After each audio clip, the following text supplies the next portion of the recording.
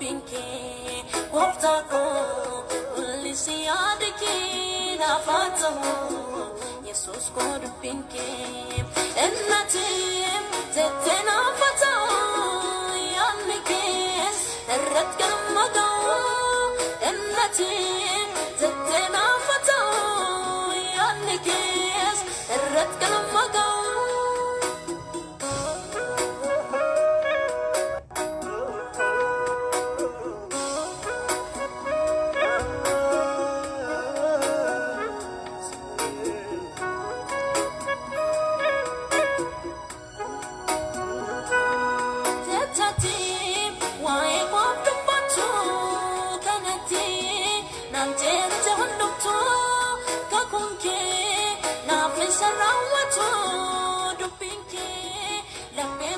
nagaan waaqayyo hunduma keessaniif haa ta'u. Kun sagantaa barnoota karaa social media laatamu kan ifa Kiristoos Bible Institute. Lafa jirtanitti ayyaanni waaqayyo isiniif haa ta'u. Torbee darbe barnoota waliin jalqabuun keenya ni yaadatama. Waa'ee taatee uumama Hawwaa kanaa fi dhala namaa. Yeroo sana keessatti wantoota gurguddaa ilaalleerra. Otoo gara sagantaa sanaatti hin deemin garuu macaafa qulqulluu keessaa iddoo tokko dubbisa. Daani'el raajicha boqonnaa 12 lakkoofsa 4 irraa akkas jedha. Ati garuu Daani'el hamma bara isa dhumaa sanatti dubbichachuu fi macaafichattis mallattoo godhii kaa'i. Baay'een isa bira ga'uudhaaf hin dhama'u, beekumsis baay'achuuf jiraa'edha. Darbee immoo macaafa Xiimotewos boqonnaa 4 lakkoofsa 3 irraa qabee akkas jedha. Baretti namoonni macaafa Xiimotewos lammaffaa boqonnaa 4 lakkoofsa 3 haga shanitti akkas jedha. Baretti namoonni barsiisa sirrii fudhachuu jibban dhufuuf jira. Bara sanas akka hawwa isaaniitti barsoota wanta gurra isaaniitti tolu isaan barsiisan walitti ni sassaabbatu. Isaan dubbii dhugaa dhaga'uu irraa garagalanii gara mammaaksa amantiitti hin goru. Ati garuu waan hundumaatti gara itti gortu beeki. Dhiphina obsaan baadhu, hojii wangeelaa lallabaan hojjechuun ta'uuf hojjedhu. Hojiitti argamte guutummaatti raawwadhu jedha. Lakkoofsa 5 irraa akkas jedha. Ati garuu waan hundumaatti gara itti gortu beekeera. Torbee darbe barnoota hedduu waliin barachuu keenya ni yaadatama. Kunis waa'ee dhala namaa Hawwaan kun akkamitti akka uumamtee fi keessumaa Hawwaan kun kan isheen uumamte karaa saayinsii is due to Big Bang theory jedhanii kan kaan hayyoonni rukkina wanti ifaate lamaan tokko rukkina adda addaa walitti dhufuudhaan Hawwaan kun dho'insa volcanic eruption haga temperature miliyoona 500 ta'uun walitti dhuftee Hawwaan kun akka uumamte lafa kaa'u. Kunis immoo Hawwaan kun waggoota biiliyoona 15 dura akka uumamtee fi lafti immoo haga biiliyoona 4.5 haga biiliyoona 5 gidduutti akka uumamte lafa kaa'anii wantoota hedduu lafa kaa'anii torbee darbe waa'ee seerota thermodynamics ilaallee seeronni thermodynamics seera especially seera thermodynamics first law and second law thermodynamics irratti focus goone waa'ee uumama Hawwaa kana seeronni kun jiraachuun isaanii immoo theory isa jedhamu Hawwaan barabaraan isa jiraatti jedhamu wajjin akka totally wal faallessu. Keessumaa there is a cosmological argument that focuses on the cause and effect. Waa uumamuudhaaf sababni akka jiru taateen uumama ol irraabshinii kanaa yoo jiraate iyyuu maaltu sababa kan ta'e wanti jedhu hin jiru.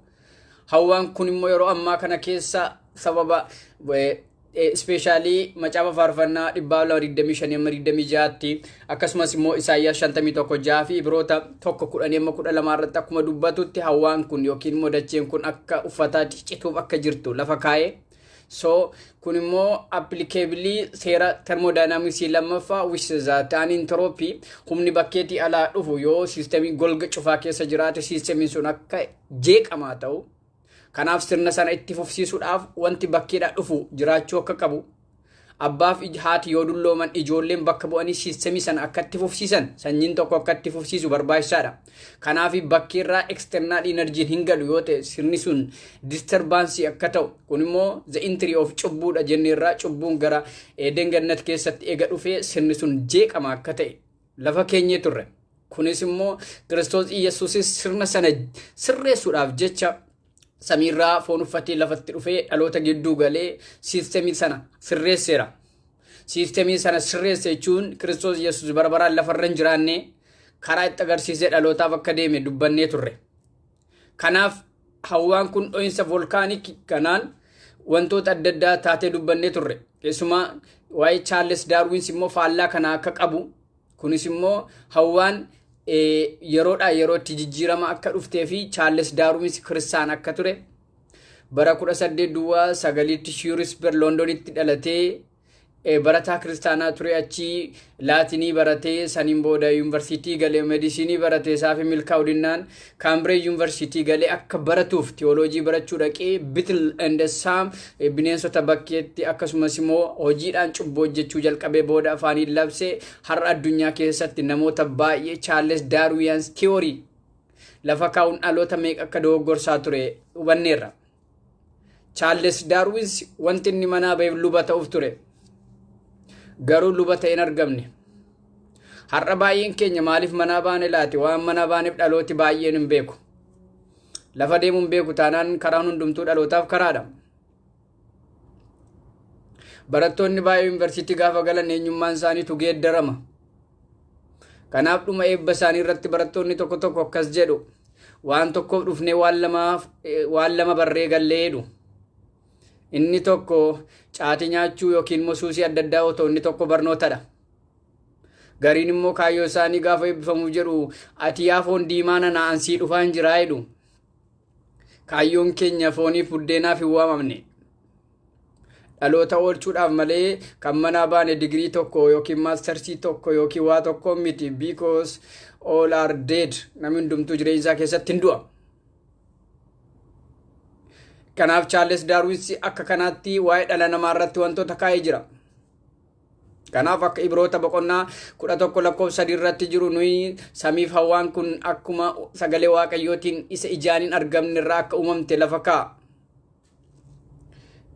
John Dalton wanti hundumtuu atoomii irraa akka uumame lafa kaa'ee sirriidha. Wanti hundumtuu akka atoomii irraa lafa kaa'anis beeka. Atoomiin kun wanta ijaan hin mul'anne elektiroonii, pirootoonii fi niwuutoronii of keessaa akka qabu. Elektiroononni, pirootoononni kun caccabanii atoomota fidanii atoomiin kun walitti dhufee the atoms can make some molecules so that the molecules can combine. The compound elements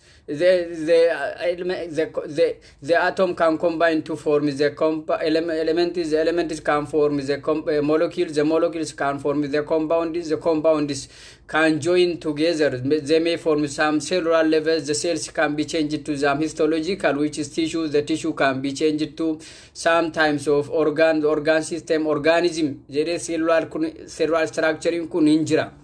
Yes, I agree. Kanaaf dho'insa sana keessatti yeroo addunyaa kana keessa waa'ee uumama dhala namaaf teoriin lama jiru. Innis akkuma barachaa turre inni kunis immoo teorii waa'ee either the creation or the evolution. Jechi evolution jedhu bara 1865 Charles Darwin deeggartoota isaatiin akka uumame lafa keenye. Hawwaan kun microcosmotic yookiin microcosmology keessatti sochii irra akka jirtuu fi kanaafi jalqabatti akka isaan jedhan akka namooti baay'een jedhanitti yoo ta'e jijjiirama teoriin kun ammayyuu is yaadiddamarra yookiin immoo teorii irra toongeenyaa hypothesisiidha jedhanii jiru. Kanaaf keessumaa teoriin Charles Darwin teorii irra jedhamuyyuu proven hin geenye is on the hypothesis jedhu.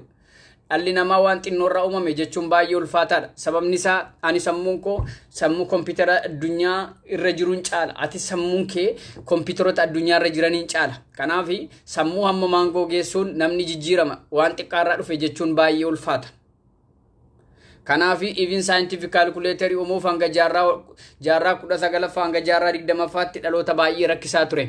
Kanaaf namni dhalli namaa saayinsii calculator yookiin immoo calculator uumuuf isa rakkisu akkamittiin sammuun dhala namaa bifa kanaatiin uumame jechuun hin ulfaata.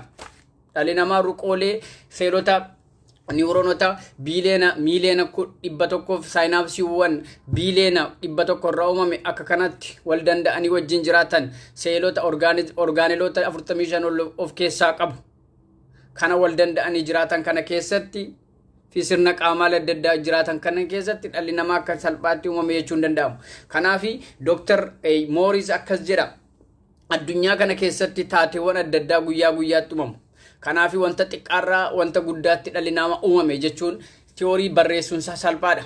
Guyyaa guyyaatti urjiileen ni dho'u, baayosferiinis ni caccabu, koometoonnis lafa bu'u.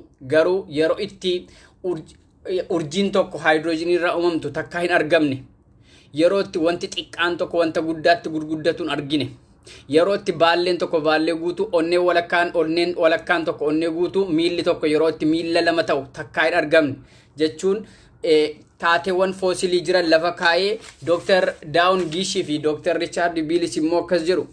Keessumaa Dr. Daawunish Giish bara jireenya koo keessatti wantoota hedduu argeera. Kanaaf tiyooriiwwan jedhaman namoota kitaaba siriirratti baratan fakkeenyaaf Neandertalmaan, Piitilmaan, Hiddermaan, Nibraskaamaan, Piikingimaan, Jaavaamaan warra jedhaman argee baay'ee dinqisiifachaan ture. Booda garuu wanneen uumaman kun kan miila jalbaa, miila arbaa fi ilkaan booyyee fi miila arbaa yookiin lafee arbaa ta'uu gaafan arge garuu wantoonni an hojjedhe hundumtuu dogoggora akka ta'ee fi Dooglaas Dichaar immoo akkas jedha. Ani waggoota 40 walii jijjiiraman qorannoo tirannaa irratti gaggeesse dhuma irratti waan hundumtuu disproof yookiin immoo sobana jalaa ta'ee jedhee lafa kaa'a. Sobana jalaa ta'e wantoonni kunis jedhee lafa kaa'a.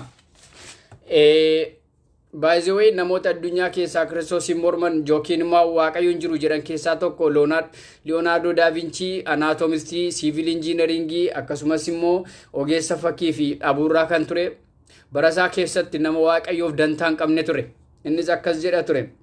Hawwaan kun bara baraan akka jiraattu lafa kaa'ee bara dhuma isaa keessa garuu wanti nuyi arginu dizaayiniin samii kun akkumatti sababa malee hin uumamne.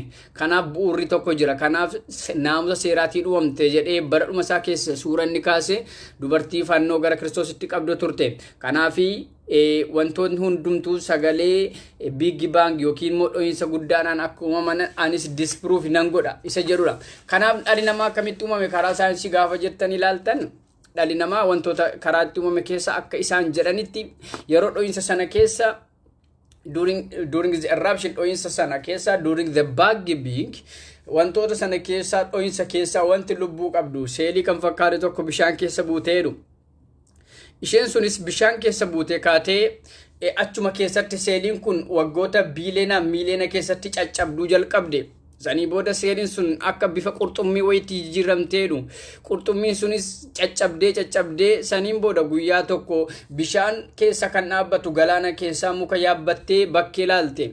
Saniin booda jijjiiramaan qurxummii kan fakkaattu kunis gara bakkeetti baatee lafatti jiraachuu jalqabde. Gaafa lafarra jiraattu bifa jijjiirrachaa jalqabde. Kanaafi dura saayinsii guddaa ture dhumarratti kan jaldeessaaf qamalee fakkaattutti guddatteedhu. Jaldeessaaf qamalee kan fakkaattutti guddattee booda wantoota nuyi karaa adda addaa beeknu qamaleen kun immoo jajjabaattee gara hominidisiitti jijjiiramteedhu. Hominidisiin kunis immoo gara homo habilisitti geeddaramteedhu. Homo habilisiin kunis immoo gara homo neandertaalisitti geeddaramteedhu. Homo neandertaalis kun immoo homo erectusitti geeddaramteedhu. Homo erectus kun immoo homo sapiensitti geeddaramteedhu. Kanaaf barri amma keessa jiraachaa jirru kun homo sapiens yoo taane modern homo sapiensidha jedhu. Kanaaf dhalli namaa bifa guddaarraa gara xiqqaatti saayizii fokkisaarraa gara bareedaatti gara addunyaa kanaatti akka dhufte lafa kaanii. Kanaaf dhalli namaa bara dakkummaarraa gara bara dofummaarraa bara immoo ammayyummaa booda yookiin immoo post modernizationii keessa jira jedhu. Kanaaf dhalli namaa by the way westernizationiin baay'een isaanii nuyi homo sapiens miti Afrikaan homo sapiensidha jedhu. Sababni isaa nuyi homo sapiens irra dabarreerraa jedhu. Sababni isaa homo sapiens related to the ape jaldeessatti jedhanii waa yaadaniif.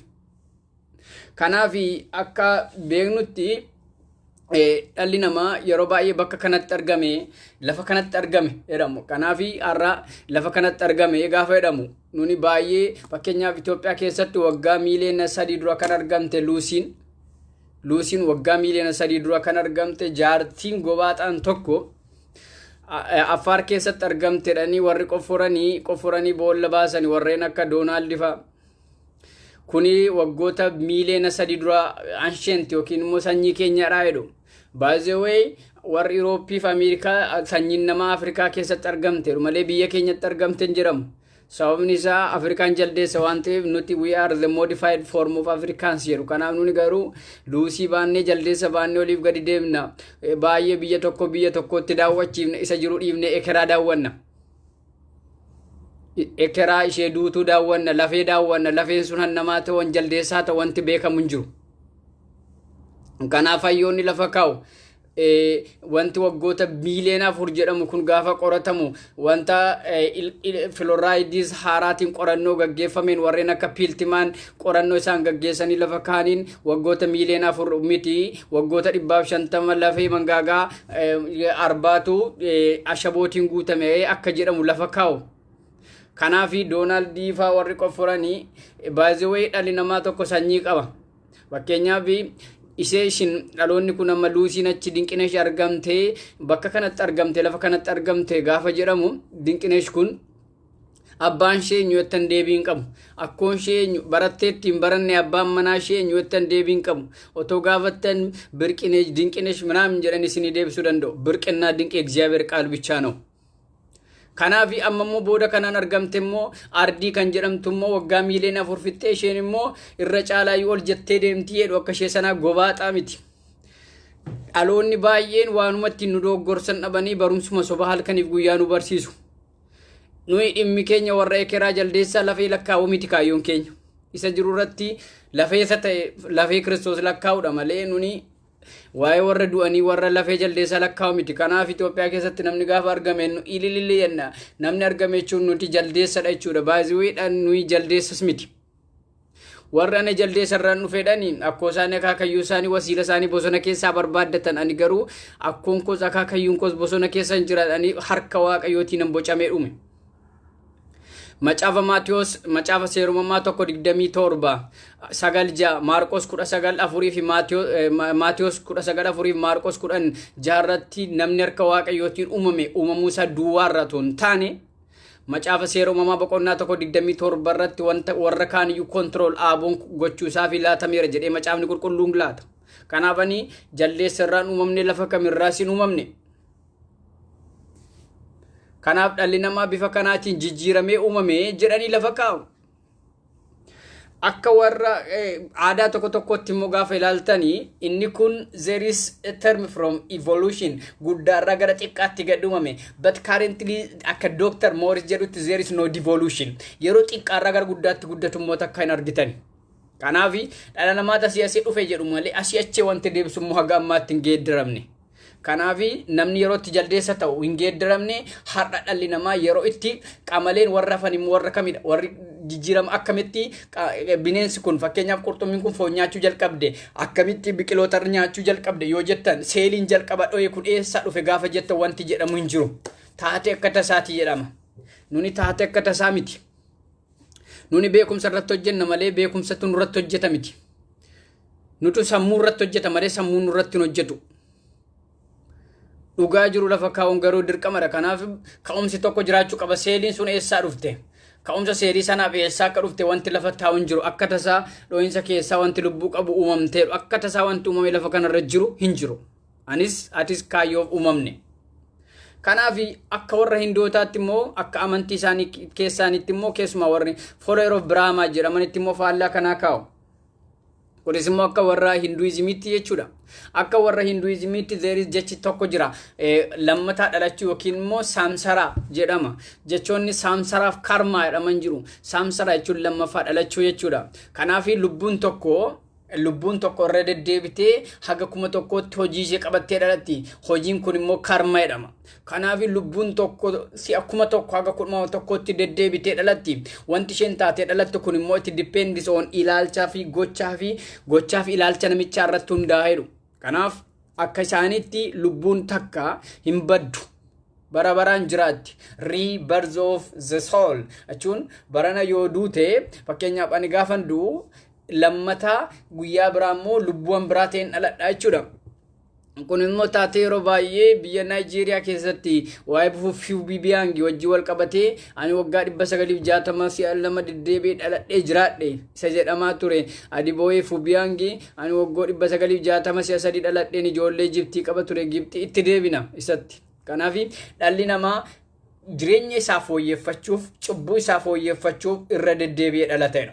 Gaafa deddeebi'ee dhalatu immoo it has a lot of chances either to be human being, either to be mammals, or either to be any insect or either any organism ta'uu danda'a. Kanaafi dhalli namaa bineensa ta'ee dhalachuu danda'a, raachas ta'ee danda'u, sa'a ta'ee dhalachuu danda'a. Egaa sa'a ta'ee dhalatees immoo yoo du'e deebi'ee carraatti nama ta'ee dhalachuu qabaa jedhu. Kanaafi ani yoon har'a du'e waggoota 20 booda saree ta'ee dhalachuu danda'a, jabbii ta'ee dhalachuu danda'a, nama guddaas ta'ee dhalachuu danda'a, biyya biraatti dhaqee dhalachuu danda'a. This is a life cycle geengoo jireenyaati jedhu. Kanaaf dhumarratti carraa jireenyaa yaalii jireenyaa fooyyeffachuuf dhalli namaa irra deddeebi'ee dhumarratti barabaraan gara waaqa isaanii Birhaamaatti barabaraan jiraata jedhanii yaadu. Kanaafi hindoonni waa'ee jireenyaa waa'ee du'aa yaaddoon qabani. Kanaafi yoo hindootatti dhugaa baate akkas jettee yoo itti himte rakkinan qabu itti naa dabali jedhu amantiin barbaadan fudhatu. Sababni isaa barabaraan akka jiraata waan beekaniif dhimma lubbuuf dantaan qaban. Kanaaf dhalli namaa haala kanaatiin jireenya isaa fooyyeffachuuf uumame. But we have to think this, be careful for your thoughts, because our thoughts becomes our words, and be cautious for your words, because your words becomes your actions, and be careful for your actions, because our actions becomes our habits, and be careful for our habits, because our habits becomes our character, and be careful for your character, because your character determines your fate or your destiny. Thus, you have to be careful in whatever condition for your thought, for your action, for your destiny, for your logical thinking. Be careful for what your daily working, because it determines your final fate. Kanaaf anakkam beekutti dhalli namaa harka waaqayyootiin dhaloota uumame malee akka tasaa kan karaarraa uumame yookiin immoo itti goriidhaan uumame miti. Kanaafi lafeewwan jedhan Arthur Woodward Piltdown man qorannoo isaanii fluoride haaraatiin gaggeeffame wanti jedhame hundumtuu soba akka ta'eef lafee waggaa 150tu lafee bara 1500 jiraate jedhanii yoo lafa kaanillee wantoonni kun karaa qorannoo saayinsii illee soba akka ta'e lafa kaanii jiru. So addunyaan kun gara fuulduraatti maal taati jedhanii lafa kaa'u. Amma addunyaan kun modern homo sapiens irra gaheera. Gara fuulduraatti immoo dhalli namaa maal ta'a jedhanii kaa'u. Akka saayinsiin jirutti akka isaan fiilmii irra hojjechaa jiranitti keessumaa warreen akka James Cameron fiilmiiwwan Avatar jedhaman akka isaan hojjetanitti yoo ta'e dhalli namaa fuulduratti akka ammaa kana xinnaadha toon taaniin guddataa jedhu. Kanaaf dhalli namaa saayinsiinsa guddachaa deemee wantoota ijji dhala namaa babbareedduu dhumarratti koochoo baaseetu dhalli namaa saayizii guddaatiin akka booda kana gara fuulduraatti dhalli namaa xiyyaara yaabbachuun barbaachisu ofiyyuu xiyyaara ta'aa jedhu. Kanaafi ofiyyuu xiyyaara waan ta'uufi xiyyaaricha yaabbatee deemee toon taane ufumaa koochoo baasee dhalli namaa dhumarratti lollis kan ta'u jeequmsa addunyaas kan ta'u hundumtuu qilleensa irratti lola ta'a sadarkaa guddaa kanneen koochoo baasan ijji isaanii baay'ee xixiqqoof kan bareedan saayiziin isaanii gurguddaa kan ta'e like warra lolaaf mijachoo ta'an jedhanii lafa kaa'u. Kunis immoo akka isaaniitti nami du'uun qabu waan ta'eef atleast lafa kanarra waggaa 300 jiraatee qilleensa keessa bashannanee du'uu qabaa jedhanii lafa kaa'u. Kanaaf dhalli namaa dhumarratti koochoo baasa ga'an hin beeku gaasiin yoo koochoo baaftu malee ani koochoo garatti hin baasu hin qabu. Saayiziin namaa si olee dabalaa guddatee qilleensarra baradiinee wal lollaan ajandaa isaanii qophii isaan lola Armaagedooniif qopheessanidha. Kunis immoo dhalli namaa warri VIP ta'an lola baradhuma irratti waaqayyo wajjin gartuu isaanii Luusfeliin wal dursanii waliin ta'anii waaqayyoon akka lolan isaaf qophii isaaniiti. We are in front of God, we are VIP. In front of Satanic, we are not VIP. VIP man keenya Kristos fuulduratti malee VIP man keenya wanta dhufee darbu irratti miti. Kanaaf ergaan kun ni dhuma. Charles Darwin bara isaa keessatti wanti seenaan isa yaadatu dhaloota karaarraa kaacheetu seenaan isa yaadata. Paulus bara isaa keessatti dhaloota gara Kiristoositti deemsee seenaan isaa yaadata. Adnaaf siin immoo seenaan maal jedhee nu yaadata laati? Dhaloota oolchinee moo dhalootatti dukkaneessinee moo dhaloota ibsineefiitu yaadata laati? Har'a carraa lama qabna. Yookiin dhalootatti ibsuu yookiin dhalootatti dukkaneessuu yookiin immoo ifas dukkana yeroo hin taane callimnee jiraachuu.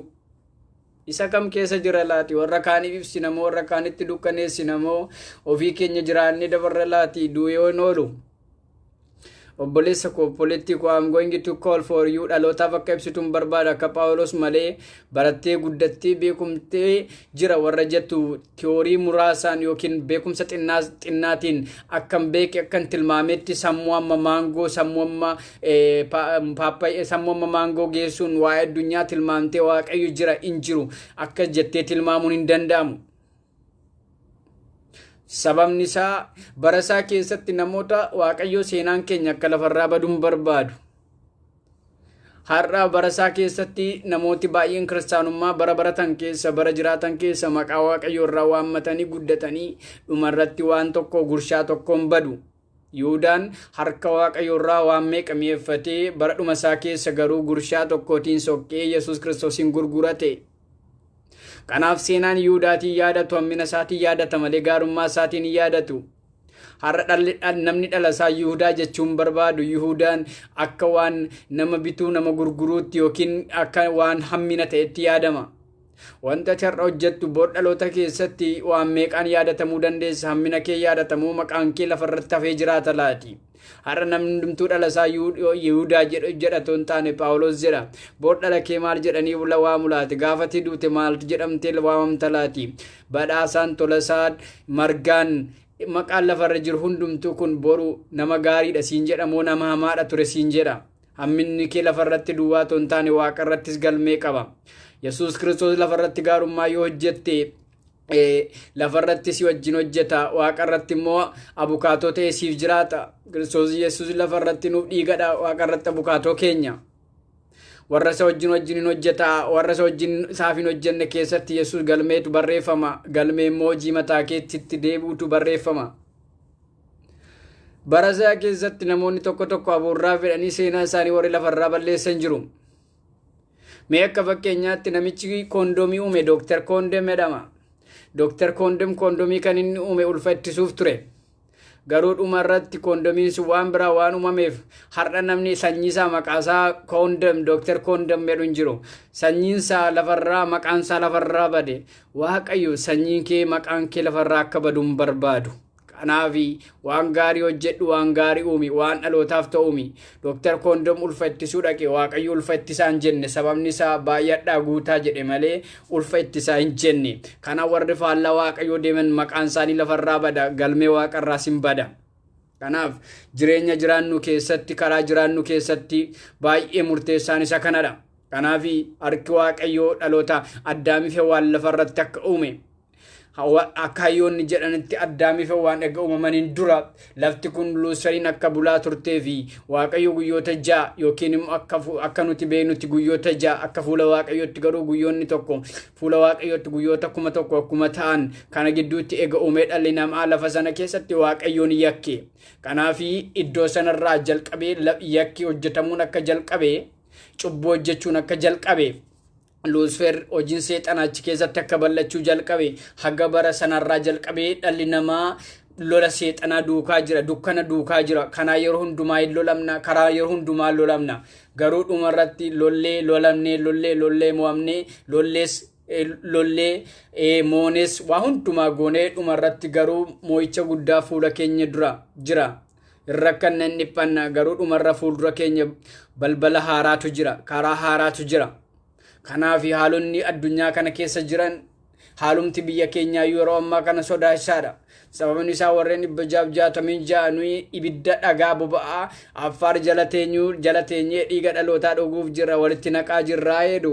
Kanaaf kattaa jalatti dargaggoota bara darbee dargaggoota hedduu leenjifannee dhiiga dhalootaa naqnee warra Illuminaatii waliin wajjonnee dhiiga dhalootaa dhangalaasaa jirraa jedhu.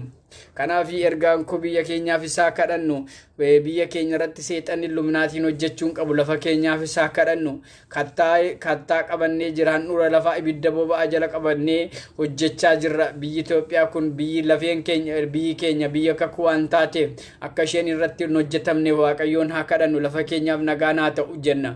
Namarra komiin kaayinaa dhalootarra komiin kaayinaa baay'eesaa kan walitti nu naqaa jiru kan dhiiga keenya dhangalaasaa jiru isaa ergamaa dukkanaa hojii seexanaati. Kanaaf waaqayyo bara keessan karaa keessan haa eebbisu lafa keenyaaf dhaloota keenyaaf kadhachuun dirqamadha arra kana baran torbee dhufu waa'ee globalizationii jijjiirama baroota keessatti waa'ee dargaggootaa baranna waaqayyo jireenya keenya eebbisu ammayyuu harki waaqayyo ayyaanni waaqayyo si wajjiniin haa ta'u lafa keenyaaf biyya keenyaaf dhaloota keenyaaf nagaan haa ta'u bara zakaanitti dukkanaa sittin dukkanaa haala kee ilaalee bara kee ilaalee Kiristoos hunduma kee toon taane amala kee danda'e bifa kee danda'e inni si jiraachisu ayyaanni isaa sirraan fagaatiin barhamaa kana keessa gara itti gortu beeki eenyuuf akka jiraattu beeki ilaalchi kee buddeena miti haala kam miti kootu waliin ifa Kiristoos ibsina addunyaaf ibsina yoo jiraannes yoo duunes nuyi abbaa qabna lafa dhaqnu beekna kanaaf dhugaaf jiraannee lafarratti seenaa tokko hojjenne haa dabarru obboleessa koo obboleettii koo si waama addunyaan dukkana keessa jirti eenyurraan eeggattu anarraan eeggatti malee sirraa eeggatti malee kai dammaqi ifa kee ibsi dhalootaaf ibsi dukkana jira bar hundumaa keessatti ibsi baay'ee isinin jaalladha hordoftoota koo hordoftoota sagantaa ifa Kiristoos waaqayyo sinaa eebbisu obboloota koo wajjin akkanuma barsiisaa jirraa isinis waliin dabaramaatii hojjedhaa lafa jirtanitti hojii kana akka hojjettan isin affeera a great respect for you may heavenly peace be with you I pray in the mighty name of Jesus Christ amen shalom